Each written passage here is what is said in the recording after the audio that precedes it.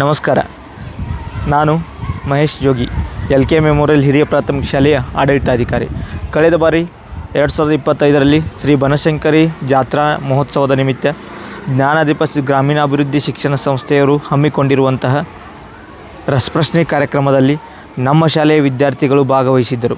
ಈ ರಸಪ್ರಶ್ನೆ ಕಾರ್ಯಕ್ರಮದಲ್ಲಿ ಸುಮಾರು ಬೇರೆ ಬೇರೆ ಊರಿನಿಂದ ಬೇರೆ ಬೇರೆ ಶಾಲೆಯ ಟೀಮ್ಗಳು 80ರಿಂದ 85 ಟೀಮ್ಗಳು ಬಂದಿದ್ದು, ಈ 80ರಿಂದ 85 ಟೀಮ್ಗಳಲ್ಲಿ ಕಳೆದ ಬಾರಿ ಪ್ರಥಮ ಮತ್ತು ದ್ವಿತೀಯ ಸ್ಥಾನದಲ್ಲಿ ನಮ್ಮ ಶಾಲೆಯ ವಿದ್ಯಾರ್ಥಿಗಳು ಪಡೆದುಕೊಂಡಿರುವುದು ನಮ್ಮ ಶಾಲೆಯ ಹೆಮ್ಮೆ.